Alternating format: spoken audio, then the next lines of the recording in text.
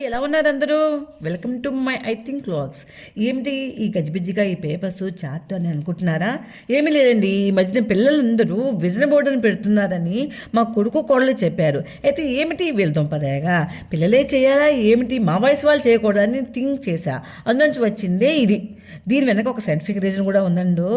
మన రోజులు లేవగానే దేవుని పటం చూస్తే ఎలా పుణ్యం భక్తి వస్తాయో, అలాగే ఈ విజన్ బోర్డు చూస్తే మనం చేయాలి అనుకున్న పనులు చేయాలి అని ఒక మోటివేషన్, ఒక ఇంట్రెస్ట్ వస్తాయండి. నేను ఫస్ట్ నా బ్లడ్ షుగర్ని నేచురల్గా తగ్గించుకోవాలి అనుకుంటున్నాను. ఇది మీకు తెలిసింది. నేను సుందరకాండ తాత్పర్యాలు చదివాను, అలా కాకుండా శ్లోకాలు చదవాలి అని అనుకుంటున్నాను. రామాయణం కూడా అంతేనండి. కాశీ నేను 2-3 సార్లు వెళ్ళాను, కానీ కాశీ మళ్ళీ చూడాలండి. ఎవరికి కనిపించదండి ఆ గంగా హారతి, ఆ గంగా స్నానాలు అవిను. ఉజ్జయిని అండి, ఉజ్జయిని మహాకాళ దర్శనం నాకు లభించలేదండి. ఉజ్జయిని ఎలాగైనా చూడాలండి. నెక్స్ట్ వాకింగ్ అండి, వాకింగ్ రోజు చేస్తుంటాను, కానీ వాకింగ్ మళ్ళీ దాంట్లో ఇంకొంచెం పెంచాలి అనుకుంటున్నాను. ఇది మాత్రం మీ వల్ల అందరి వల్లనే అవుతుందండో. ఈ ఏడాదిలో నాకు మీ వల్ల 100K సబ్స్క్రైబ్స్ రావాలి అనుకుంటున్నాను.